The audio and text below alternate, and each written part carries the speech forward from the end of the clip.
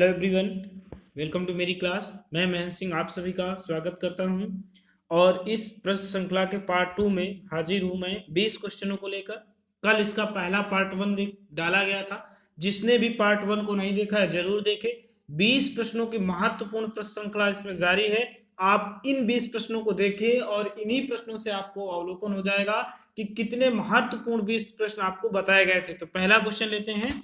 राष्ट्रीय मानव संग्रहालय कहाँ पर स्थित है? ए गुवाहाटी, बी बस्तर, सी भोपाल और डी चेन्नई। तो इसका आंसर है भोपाल। मानव संग्रहालय कहाँ पर स्थित है? भोपाल में स्थित है। इस संग्रहालय का नाम इंदिरा गांधी राष्ट्रीय मानव संग्रहालय है। इंपॉर्टेंट है कि राष्ट्रीय मानव संग्रहालय कहाँ पर है? भोपाल में स्थित है और इसका नाम इंदिरा गांधी राष्ट्रीय मानव संग्रहालय है। भोपाल मध्य प्रदेश में स्थित है, मध्य प्रदेश की राजधानी है और भोपाल में ही भारत भवन स्थित है। बहुत बार पूछा गया कि भारत भवन कहाँ स्थित है, तो ये भोपाल में स्थित है। भोपाल मध्य प्रदेश की राजधानी है और भारत भवन के डिजाइनर या वास्तुकार कौन है? तो चार्ल्स कोरिया। क्या नाम था उस वास्तुकार का? तो चार्ल्स कोरिया भारत भवन के डिजाइनर है। गुवाहाटी असम में स्थित है। ये सुपारियों के बाजार के लिए प्रसिद्ध है। गुआ माने होता है बाजार, सुपारी, हाट माने बाजार, उसी से इसका नाम गुवाहाटी पड़ा। और यहाँ पर भारत का प्रसिद्ध मंदिर कामाख्या स्थित है। कौन सा मंदिर? कामाख्या मंदिर भारत का गुवाहाटी में स्थित है। और यहाँ पर प्रत्येक वर्ष अंबुबांची महोत्सव मनाया जाता है। कौन सा महोत्सव? अंबुबांची महोत्सव गुवाहाटी में प्रत्येक वर्ष मनाया जाता है। काजू का सर्वाधिक उत्पादन यहीं पर होता है, गुवाहाटी में ही होता है। और ये असम राज्य में स्थित है। कहां पर है? तो असम में स्थित है। चेन्नई तमिलनाडु की राजधानी है। बस्तर आपका उत्तर प्रदेश में स्थित है। तो आंसर क्या होगा?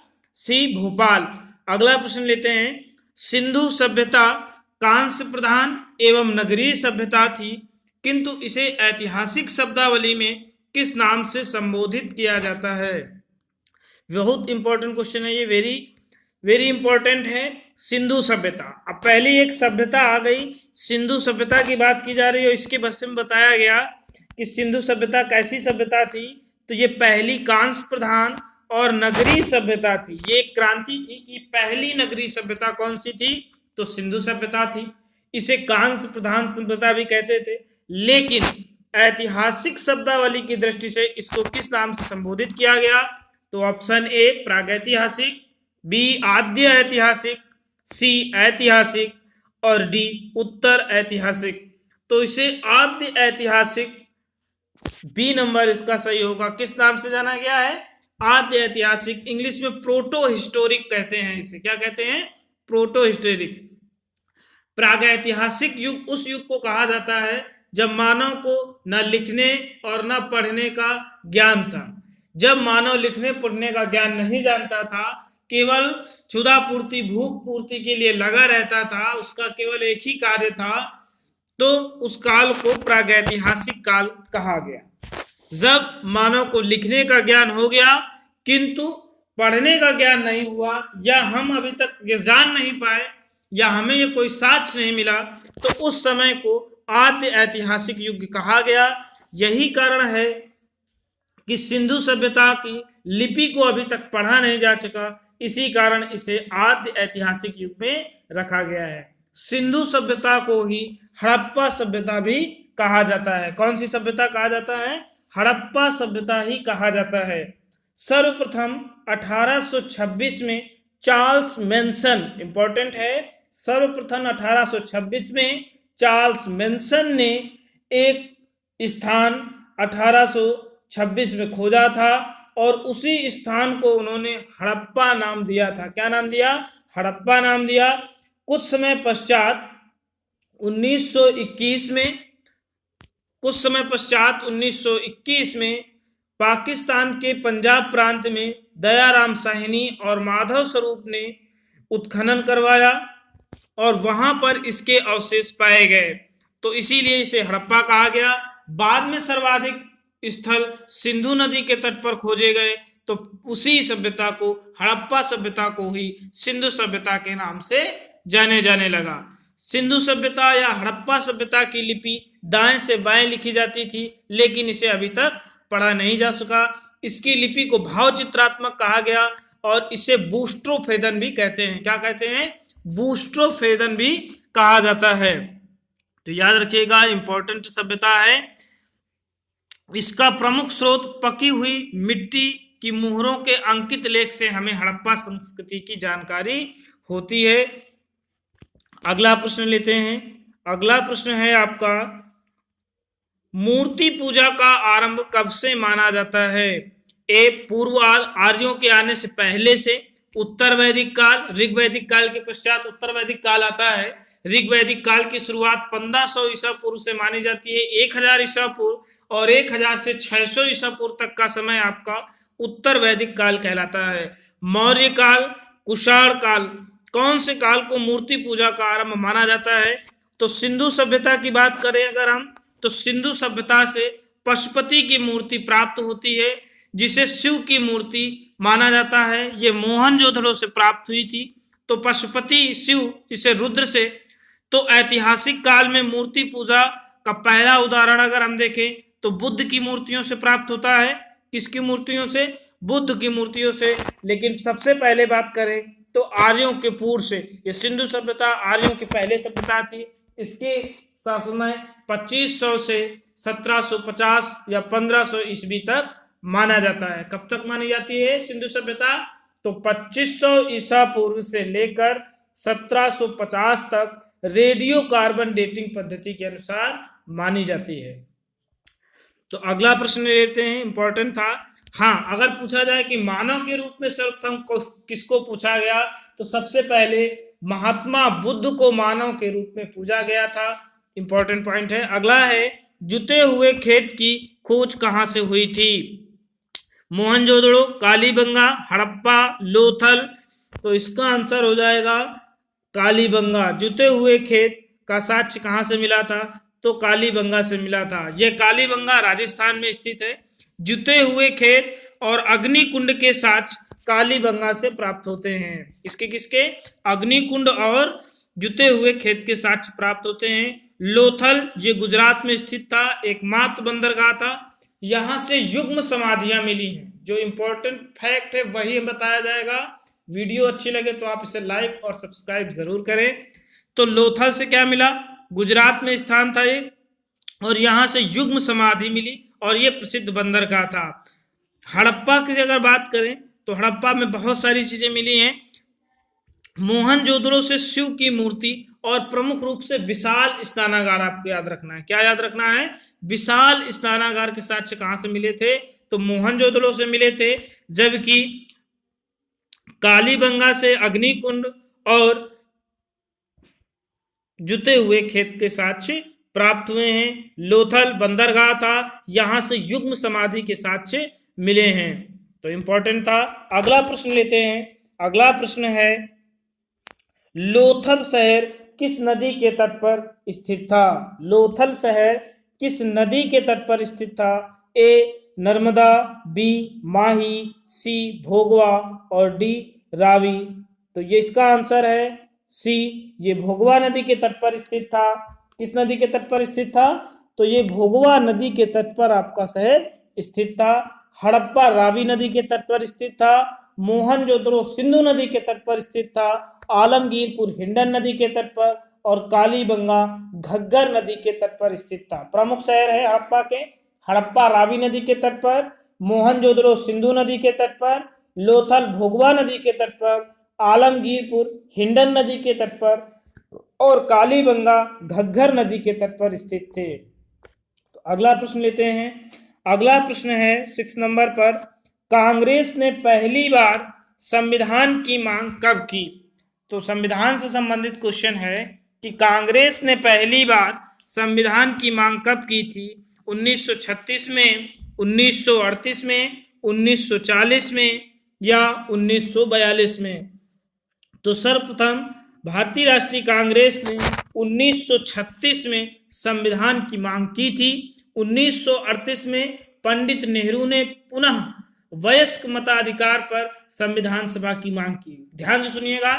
तो सबसे पहले अगर बात करें कि संविधान सभा के सिद्धांत का विचार किसने प्रस्तुत किया था? तो ये बाल गंगाधर तिलक द्वारा प्रस्तुत किया गया था सर्वप्रथम स्वराज विधेयक के आधार पर। तो संविधान सभा के सिद्धांत का प्रतिपादन स्वराज विधेयक के माध्यम से 1895 में बाल गंगाधर तिलक ने प्रस्तुत किया था। 1922 में महात्मा गांधी जी ने यह स्पष्ट किया अपने पत्र हरिजन में कि भारत का संविधान जब भी बनाया जाए भारतीयों के अनुसार या भारतीयों की इच्छा अनुसार ही बनाया जाए। तो ये बात किसमें आई थी? तो हरिजन नामक एक पत्र था, उसके माध्यम से ये उन्होंने बात रखी थी। 1928 में मोतीलाल नेहरू ने ब्रिटिश सरकार द्वारा संविधान बनाने की जो चुनौती दी गई थी उसको उन्होंने स्वीकार किया था और डोमिनियन स्टेट का संविधान प्रस्तुत किया था।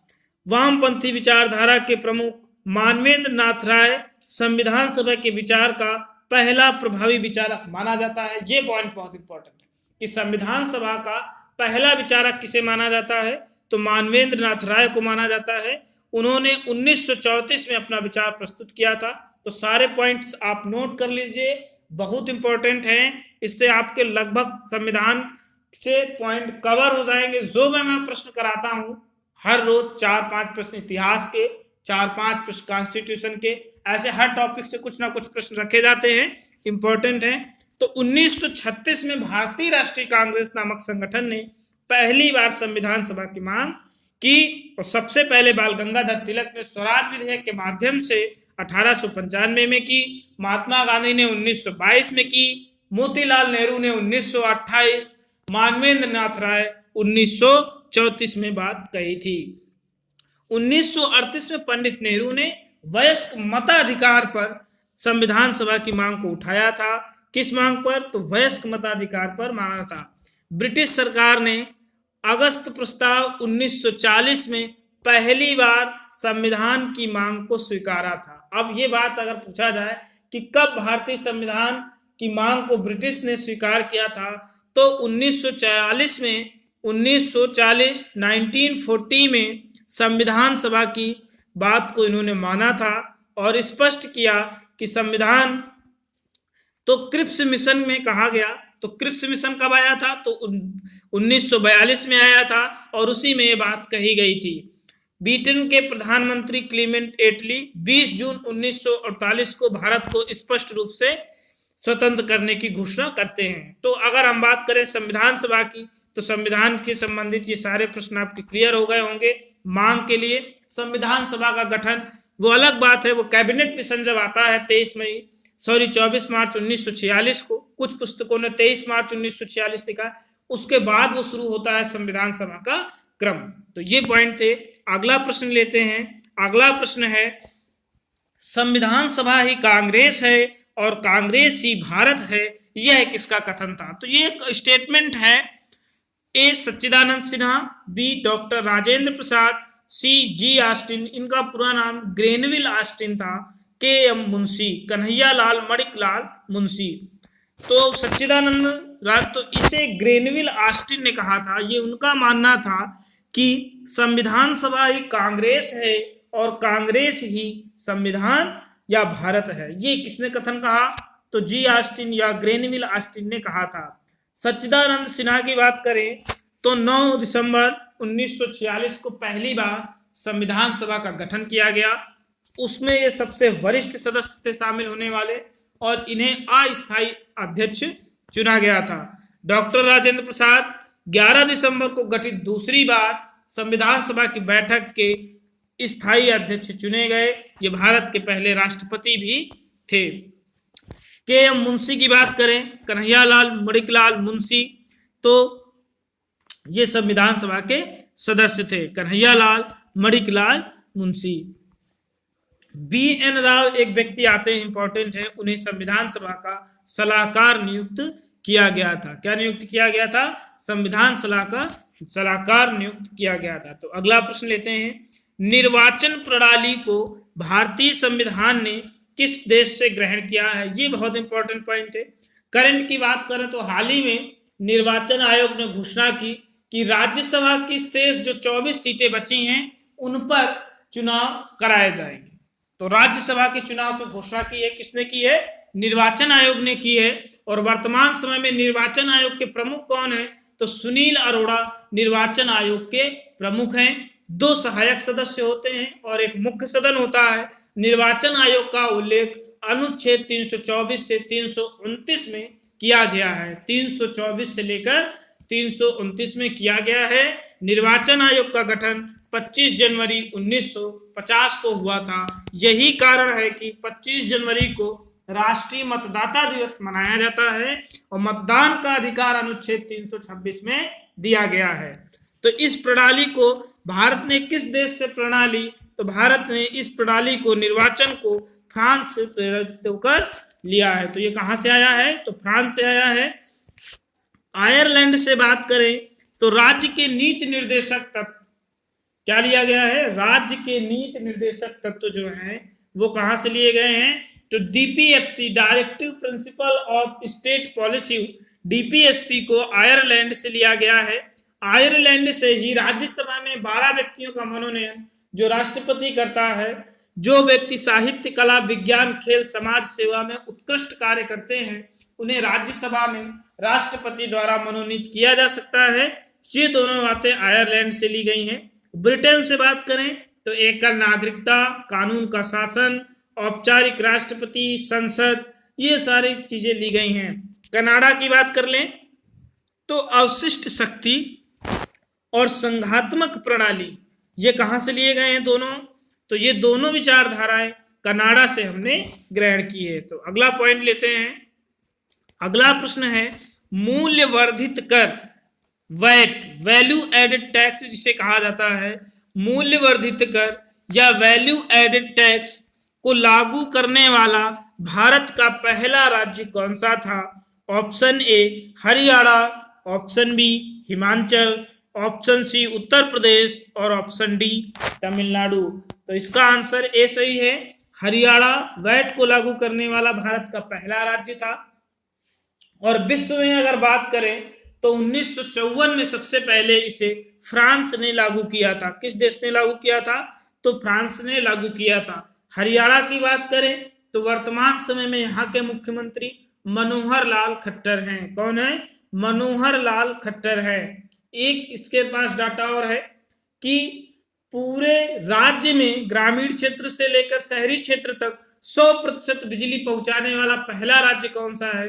तो हरियाणा है। हरियाणा का सबसे बड़ा शहर कौन सा है? तो फरीदाबाद है। राजधानी इसकी चेन्नई है। राजधानी इसकी चेन्नई है। दूसरा जो ऑप्शन दिया गया है हिमाचल प्रदेश की अगर बात करें तो प्लास्टिक बैग को प्रतिबंधित करने वाला पहला राज्य कौन सा है? तो हिमाचल प्रदेश ही पहला राज्य है जिसने प्लास्टिक बैग को प्रतिबंधित कर दिया था। किसको प्रतिबंधित कर दिया? यहाँ की राजधानी शिमला है और मुख्यमंत्री जयराम ठाकुर हैं। कौन है? तो जयराम ठाकुर यहाँ के मुख्यमंत्री हैं। उत्तर प्रदेश की अगर बात करें तो सर्वाधिक आबादी वाला राज्य है। भूमि सेना गठित करने वाला भी ये पहला प्रदेश है। तमिलनाडु, मिड डे मील योजना बहुत इंपॉर्टेंट है, 1995 में शुरू हुई थी। इसको कहां से शुरू किया गया था? तो इसे तमिलनाडु से ही शुरू किया गया था मिड डे मील योजना को। तो सारे पॉइंट्स आप याद रखिए। अगला प्रश्न ले लेते हैं। अगला प्रश्न है आर्थिक नियोजन का विषय किस सूची में शामिल है? आर्थिक नियोजन का विषय किस सूची में शामिल है? तो अगर ए 7वीं अनुसूची, बी 5वीं, सी 5वीं, बी पहली, डी 11वीं अनुसूची, तो किस अनुसूची में शामिल है? तो ऑप्शन ए सही है। 7वीं अनुसूची में आर्थिक नियोजन का विषय शामिल है। आर्थिक नियोजन है क्या, इसकी बात करें तो आर्थिक नियोजन सरकारी रणनीति का एक हिस्सा है जिसमें केंद्रीय संस्था द्वारा देश की विकास के लिए योजनाएं बनाने का कार्य किया जाता है। इसे समवर्ती सूची में शामिल किया गया है और यह 7वीं अनुसूची में शामिल है। आर्थिक नियोजन की प्रेरणा भारत सरकार ने सोवियत संघ रूस से ली थी। कहां से ली? तो सोवियत संघ रूस से ली थी। और भारत में आर्थिक नियोजन का जनक एम विश्वेश्वरैया को माना जाता है। किसे माना जाता है? तो एम विश्वेश्वरैया को माना जाता है। इनकी एक प्रसिद्ध पुस्तक है planned economy for India. Plan economy for India, Bharat के लिए नियोजित अर्थव्यवस्था इनकी प्रसिद्ध पुस्तक है। इसमें एम विश्वेश्वरैया ने आर्थिक नियोजन के पक्ष में विचार प्रस्तुत किए थे। तो इंपॉर्टेंट है। तो 7वीं अनुसूची है, 5वीं अनुसूची या पहली अनुसूची, 11वीं अनुसूची, बहुत इंपॉर्टेंट है। 11वीं अनुसूची में पंचायती राज व्यवस्था का उल्लेख किया गया है। पहली अनुसूची में केंद्र एवं राज्य का उल्लेख किया गया है। 5वीं अनुसूची की बात करें तो इसमें 5वीं अनुसूची में बात अगर हम करें कि इसमें किसको शामिल किया गया है, तो इसमें असम, मेघालय, मिजोरम, त्रिपुरा राज्य के विषय में उल्लेख किया गया है। तो आप याद रखिएगा, इंपॉर्टेंट है। अगला प्रश्न ले लेते हैं। अगला प्रश्न है, स्वतंत्रता के पश्चात गठित प्रथम मंत्रिमंडल में सूचना एवं प्रसारण मंत्री कौन था? सूचना एवं प्रसारण मंत्री कौन था? ए जवाहरलाल नेहरू, बी सरदार वल्लभ भाई पटेल, सी भीमराव अंबेडकर, डी बलदेव सिंह। तो सूचना एवं प्रसारण मंत्री तथा गृह मंत्री जवाहरलाल नेहरू, सरदार पटेल, भीमराव अंबेडकर। तो सरदार पटेल को बनाया गया था। किसे बनाया गया? तो सरदार पटेल को गृह मंत्री, सूचना मंत्री एवं प्रसारण मंत्री चुना गया था। जवाहरलाल नेहरू को विदेश मंत्री चुना गया था। भीमराव अंबेडकर पहले विधि मंत्री थे। बलदेव सिंह, सरदार बलदेव सिंह रक्षा मंत्री चुने गए थे। आप इन्हें चारों को बिल्कुल याद कर लीजिए, बहुत इंपॉर्टेंट है। और बलदेव सिंह बहुत बार पूछा गया है कि भारत के रक्षा मंत्री कौन थे? तो रक्षा मंत्री कौन थे? रक्षा मंत्री की बात करें तो बलदेव सिंह जी थे। भीमराव अंबेडकर कानून मंत्री थे। जवाहरलाल नेहरू विदेश मंत्री थे। सरदार पटेल गृह मंत्री, सूचना और प्रसारण मंत्री थे। तो अगला प्रश्न लेते हैं। केशवानंद भारती बनाम केरल राज्य, केशवानंद बनाम भारती केरल राज्य किससे संबंधित था? ए प्रस्तावना, बी मौलिक अधिकार, सी मूल कर्तव्य, डी नीति निर्देशक तत्व। तो ये प्रस्तावना से संबंधित था। प्रस्तावना को लेकर बड़ा विवाद था कि ये संविधान का अंग है अथवा नहीं। अगर है तो इसमें संशोधन हो सकता है, और अगर नहीं है तो इसमें संशोधन नहीं हो सकता है। तो इसमें यह निर्णय लिया गया कि प्रस्तावना संविधान का अंग है, फलस्वरूप इसमें संशोधन किया जा सकता है। और 42वें संविधान संशोधन द्वारा 1976 में इस पे संशोधन किया गया तथा 3 शब्द इसमें जोड़े गए। समाजवाद, कौन कौन से शब्द जोड़े गए? समाजवाद, धर्मनिरपेक्षता, अखंडता नामक 3 शब्द इसमें जोड़े गए थे। समाजवाद, धर्मनिरपेक्षता, अखंडता शब्द इसमें जोड़े गए थे। तो आप याद रखिएगा। प्रस्तावना को कुछ लोग भारतीय संविधान की आत्मा भी बताते हैं। क्या बताते हैं? भारतीय संविधान की आत्मा भी बताते हैं। संविधानविद, प्रसिद्ध संविधानविद कश्यप जी ने, सुभाष कश्यप इलाहाबाद के हैं, प्रसिद्ध न्यायविद हैं। इन्होंने प्रस्तावना को संविधान की आधारशिला कहा है और इस पर खड़ी मंजिलें अनुच्छेद कहा है। कहा है कि प्रस्तावना संविधान की आधारशिला है और उस पर खड़ी मंजिलें सारे अनुच्छेद हैं। के.एम. मुंशी ने प्रस्तावना को संविधान की कुंजी बताया है। क्या बताया है? संविधान की कुंजी बताया है।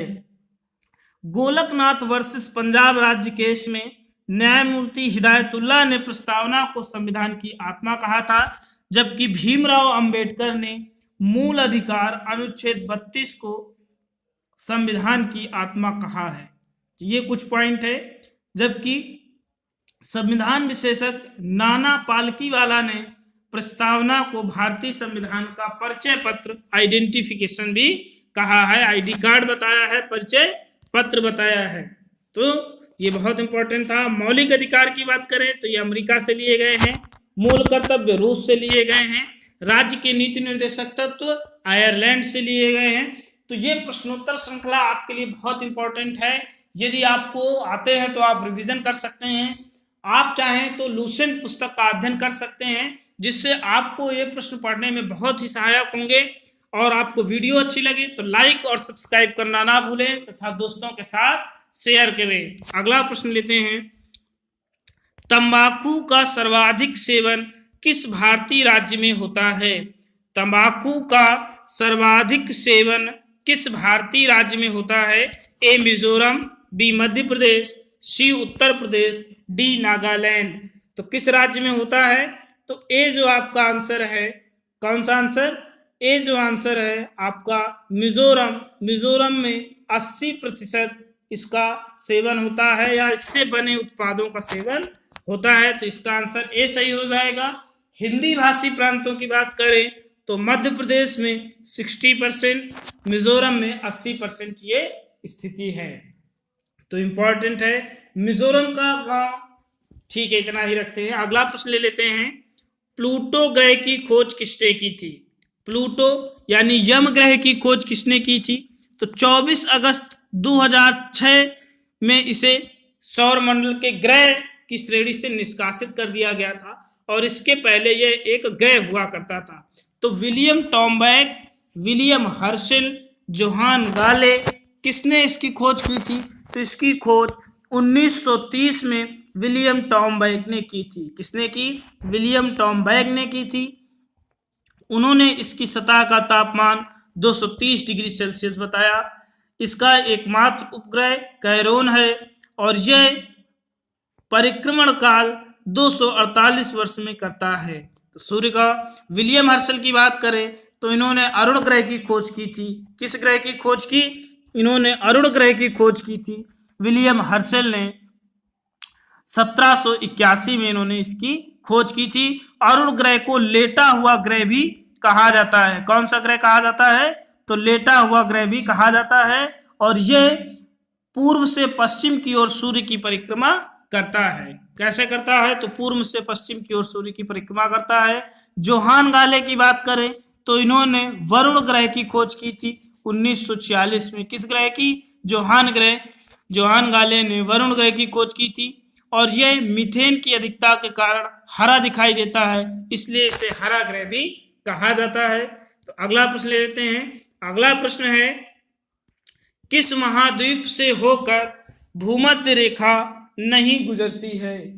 अब भूमध्य रेखा की पहले बात करें कि भूमध्य रेखा क्या है। पृथ्वी का एक मानक चित्र या काल्पनिक चित्र बनाया गया। कहा गया कि इतनी लंबी इसकी भूमि है, मान लीजिए एक पृथ्वी का काल्पनिक चित्र बनाया गया और कहा गया ये हमारी पृथ्वी है।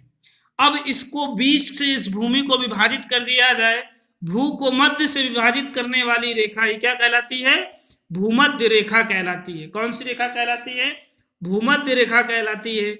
और ये जो नीचे 23.5 डिग्री ऊपर, 23.5 डिग्री नीचे, ऊपर इसके कर्क रेखा और नीचे इसके मकर रेखा पाई जाती है और यह क्षेत्र उष्ण कटिबंधीय क्षेत्र कहलाता है। सबसे गर्म क्षेत्र कहलाता है क्योंकि सूर्य इतने ही क्षेत्र में घूमा करता है। तो इन ये रेखा आप समझ गए भूमध्य रेखा कौन सी है? तो पृथ्वी का काल्पनिक चित्र जो बीच से रेखा होकर जाती है, पृथ्वी को विभाजित करती है, ऊपर वाले हिस्से को उत्तरी गोलार्ध, नीचे वाले हिस्से को दक्षिणी गोलार्ध में। तो वही हिस्सा हमारा क्या कहलाता है? तो उसी हिस्से को हम लोग उत्तरी गोलार्ध, ऊपरी हिस्से को, और दक्षिणी हिस्से को दक्षिणी गोलार्ध कहते हैं। तो पृथ्वी को विभाजन करने वाली रेखा इस भूमध्य रेखा कहलाती है। इसे 0 अंश अक्षांश रेखा या विषुवत रेखा भी कहा जाता है। 0 अंश अक्षांश रेखा या विषुवत रेखा भी कहा जाता है। यह रेखा दक्षिण अमेरिका, अफ्रीका महाद्वीप और एशिया महाद्वीप में इंडोनेशिया से होकर गुजरती है। ये रेखा यूरोप से होकर नहीं जाती है। तो क्वेश्चन ये था कि कहाँ से होकर नहीं गुजरती, तो इसका आंसर हो जाएगा यूरोप। अब अगला प्रश्न लेते हैं, सूर्य ग्रहण किस दिन होता है? सूर्य ग्रहण किस दिन होता है? ए अमावस्या को, बी पूर्णिमा को, किसी भी दिन हो सकता है, इनमें से कोई नहीं। तो इसका आंसर है ए, सूर्य ग्रहण हमेशा अमावस्या को ही होता है, पर जरूरी नहीं है कि प्रत्येक अमावस्या को ही हो, पर होता हमेशा अमावस्या को ही है। होता कब है? जब सूर्य और पृथ्वी के बीच में घूमते घूमते चंद्रमा मून आ जाता है और फलस्वरूप सूर्य की किरणें पृथ्वी पर नहीं पड़ती, उससे टकराकर इधर उधर चली जाती हैं, तो पृथ्वी भी अंधेरा छा जाता है। फलस्वरूप यही घटना सूर्य ग्रहण कहलाती है। क्या कहलाती है? सूर्य ग्रहण कहलाती है। चंद्र ग्रहण में क्या होता है? जब पृथ्वी घूमते घूमते चंद्रमा के आगे और चंद्रमा पृथ्वी के पीछे चला जाता है, तब वह स्थिति चंद्र ग्रहण कहलाती है। क्या कहलाती है? चंद्र ग्रहण। तो चंद्र ग्रहण सदैव पूर्णिमा को होता है और सूर्य ग्रहण सदैव अमावस्या को होता है। याद रखिएगा। अगला प्रश्न ले लेते हैं। सीन नदी किस नगर से होकर बहती है?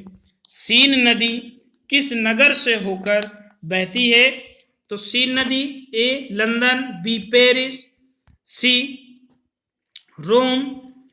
तो ये कहाँ से बहती है? D Cairo. तो सीन नदी पेरिस से होकर बहती है। पेरिस नगर आपका फ्रांस में स्थित है, ये फ्रांस की राजधानी है। लंदन टेम्स नदी के तट पर स्थित है। रोम इटली में स्थित है, इटली की राजधानी है। डी काहिरा मिस्र की राजधानी है। तो ये आप याद रखिएगा। टाइबर नदी रोम से निकलती है। वाशिंगटन शहर की बात करें, अमेरिका का राजधानी है, वो पोटोमैक नदी से होकर बहती है। किस नदी से? पोटोमैक नदी से होकर बहती है। न्यूयॉर्क शहर की बात करें तो वो हडसन नदी के तट पर स्थित है। डेन्यूब नदी की बात करें तो वियना से बहती है। तो ये प्रमुख है। काहिरा मिस्र की राजधानी है, नील नदी के तट पर स्थित है।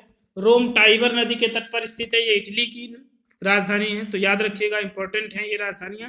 बेलनाकार लेंस का प्रयोग किस रोग के लिए किया जाता है? इंपॉर्टेंट है।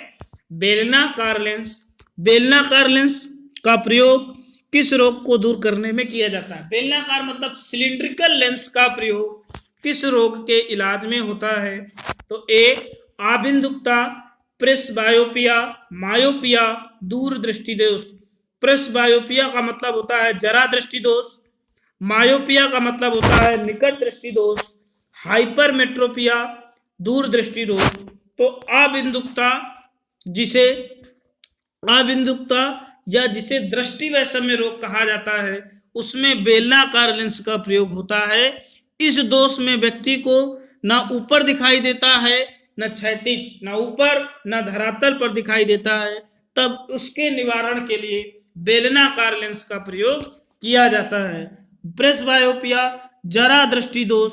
जरा माने वृद्धावस्था।